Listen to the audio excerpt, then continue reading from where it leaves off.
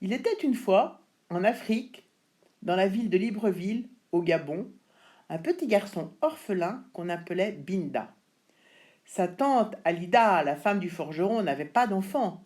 Elle adopta Binda avec joie. Elle le considérait comme son propre enfant. Chaque jour, Binda retrouvait le forgeron. Il apprenait comment fabriquer des objets en métal. L'enfant faisait de son mieux, mais le travail était difficile. Pensant encourager Binda à s'appliquer, le forgeron lui montra les réalisations dont il était le plus fier. Un très beau bracelet qu'il avait créé pour Alida, une arme en forme de bec d'oiseau forgée pour un chef, et un magnifique torque qu'Alida mettait autour de son cou pour les jours de fête. Binda n'était pas très fort, et agiter rapidement les bras du soufflet de la forge lui demandait beaucoup d'efforts. Il n'arrivait jamais à attiser suffisamment le feu pour que le métal fonde, et cela l'attristait. Le forgeron s'impatientait, il le traitait même de paresseux. Chaque soir, Binda se cachait pour pleurer. Il ne voulait pas qu'Alida découvre ses yeux pleins de larmes. Il l'aimait tant.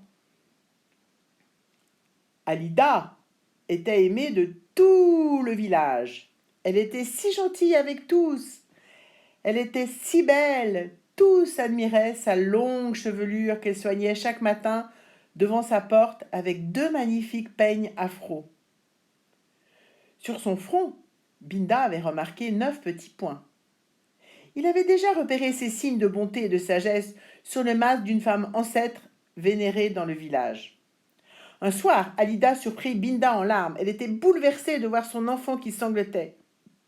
Binda lui confia qu'il était découragé et que son travail ne satisfaisait pas le forgeron.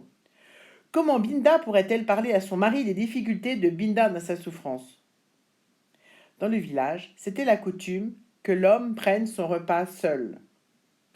Pour son dîner, Alida lui fit servir du manioc et de la viande de poulet dans un très beau plat en terre cuite. De chaque côté du plat, elle avait posé 2 cuillères, cadeau qui lui avait été offert par les villageois reconnaissants, mais qui n'allait jamais servir au forgeron. Il avait pour habitude de manger directement avec sa main. Pour garder le repas au chaud, un couvercle recouvrait le plat. Un couvercle qui intrigua le forgeron. Dans les villages woyo, les femmes avaient en effet l'habitude de sculpter des petits signes sur les couvercles.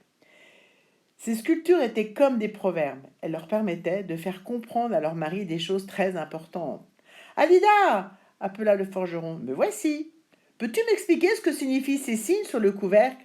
Je t'explique. Vois-tu cette petite graine fermée? Elle est symbole de patience. Ainsi, si tu te montres patient avec Binda, il va s'appliquer dans son travail, j'en suis certaine. Regarde à côté, c'est une graine ouverte, comme une main ouverte, comme une demande de conseil. Et si nous cherchions à nous renseigner sur la famille de Binda? Binda, toujours aussi triste, ne parvenait pas à dormir car il avait tout entendu. Le lendemain matin, l'enfant regarda attentivement le couvercle et partit en courant chez le prêtre traditionnel du village, le Nganga. Oh, Nganga, pourriez-vous me faire entrer en contact avec mes ancêtres? Je désire vraiment mieux les connaître et savoir ce qu'ils faisaient. Le Nganga conduisit Binda dans la case sacrée du village.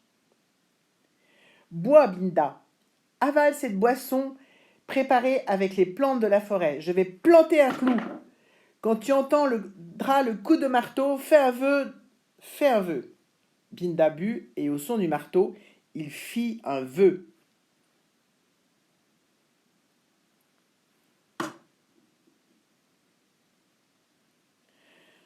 Viens, reprit le Nanga, observe bien ce petit masque en peau d'éléphant. Il représente tes ancêtres. Regarde-le bien, ce petit masque en peau d'éléphant avec toutes ses plumes. Il représente tes ancêtres.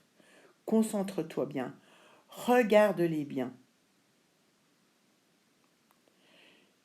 Binda, un peu inquiet, gardait les yeux grands ouverts, mais sentant ses paupières devenir lourdes, il s'endormit. Dans un grand rêve, il vit ses parents, ses grands-parents, tous ses ancêtres. Ils étaient tous des grands chasseurs. Au cours de cette mystérieuse rencontre, chacun lui offrit un secret de la chasse. Binda se promettait de les garder au fond de lui, de n'en oublier aucun et de devenir lui-même un grand chasseur. Binda remercia le Nanga après lui avoir raconté ce rêve incroyable. Puis il retourna chez Alida. Arrivé au village, il trouva les habitants apeurés devant leur case, protégeant les petits-enfants et n'osant pas partir au champ ni au marché. Binda, rentre vite chez Alida, une panthère rôde autour de notre village et nous craignons tous d'être dévorés. Binda, n'écoutant que son cœur, fort de ce qu'il avait découvert dans son rêve, courut dans l'atelier du forgeron, décrocha du mur le glaive en forme d'oiseau et partit vers la forêt. Binda, Binda cria Alida, affolée de voir le petit garçon partir tout seul. Et s'il rencontrait la panthère? Binda ne l'entendait pas. Il se sentait porté par ses ancêtres. Quelques heures plus tard, après avoir marché longtemps, Binda aperçut la panthère. Retenant les secrets de ses parents, il ne se laissa pas effrayer. Rusé comme l'étaient ses grands-parents, l'enfant commença une lente approche. Soudain, agile comme les ancêtres, il se précipita et en un combat rapide, il tua la panthère d'un seul coup de glaive. Puis, il repartit avec la tête du fauve. Cela rassurera les villageois, se dit-il secrètement. Tout le village espérait le voir revenir. L'inquiétude se voyait sur les visages. Seule Alida était confiante. Tenant haut la tête de la panthère, Binda arriva devant les villageois. Il se présenta heureux, souriant, confiant, fier devant le forgeron à qui il rendit le glaive en forme d'oiseau, couvert de sang. Tous l'applaudissaient, l'acclamaient en guise de remerciement.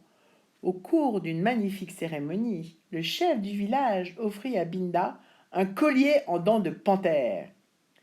Binda, devant tous ici, je te nomme grand chasseur. Tu enseigneras aux petits les rudiments de ton art et désormais, plus jamais, notre village ne craindra les rôdeurs.